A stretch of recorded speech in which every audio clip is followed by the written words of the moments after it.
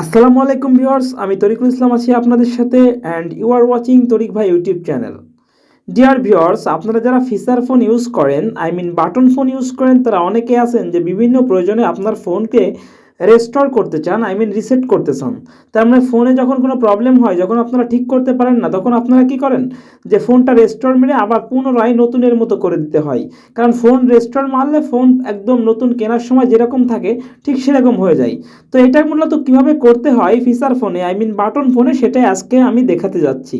তো phone restore করার জন্য অথবা রিসেট করার জন্য আপনারা যাবেন ফোনের সেটিং ফাংশনে। দেখেন, এটা হচ্ছে এই ফোনের সেটিংস ফাংশন, এখানে যেতে হবে।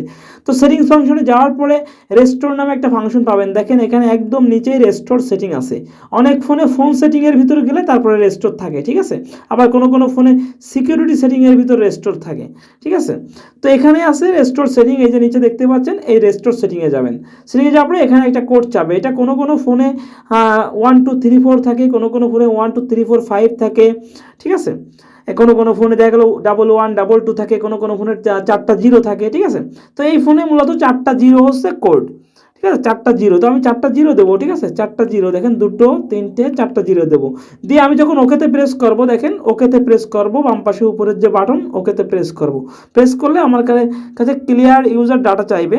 তখন আমি কি করব, জাস্ট আবার মাঝখানেরটা দিক দিয়ে ওকেতে প্রেস করব, অথবা বাম পাশের উপরেরটা দিয়ে ওকেতে প্রেস করব।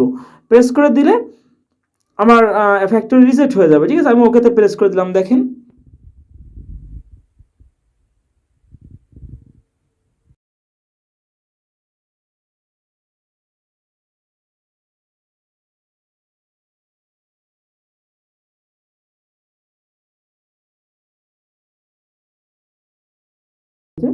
হ্যাঁ, এবার আমার ফোনটা ফ্যাক্টরি রিসেট যেটাকে বলে রেস্টোর দেওয়া হয়ে গেছে, ঠিক আছে। এবার আমার ফোনটা নতুনের মতন হয়ে গেছে, আগের মতো।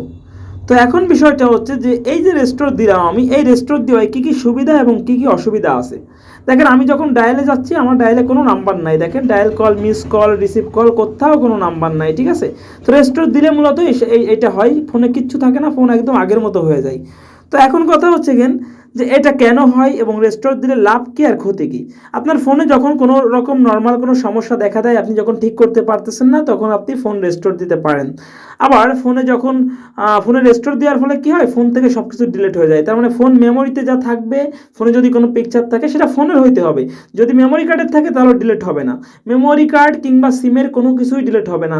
জাস্ট আপনার ফোনের ইন্টারনাল যেগুলো জিনিসগুলো থাকবে, সেগুলো ডিলিট হয়ে একদম নিউ আকারে চলে আসবে, ঠিক আছে। তো এটাই মূলত সিস্টেম। তো এইভাবেই মূলত ফিচার ফোনগুলো রেস্টোর দিতে হয়। আশা করি বুঝতে পেরেছেন। যদি ভালো লেগে থাকে তো ভিডিওটা একটা লাইক প্রদান করবেন। আর আপনি যদি আমার চ্যানেলে নতুন হয়ে থাকেন, তবে আমার অনুরোধ থাকবে আপনি আমার চ্যানেলটিকে সাবস্ক্রাইব করে পাশে থাকা বেল আইকনটি ক্লিক করে নোটিফিকেশন অল করে দিবেন। আজকে এ পর্যন্তই। ধন্যবাদ, ভালো থাকবেন, আল্লাহ হাফেজ।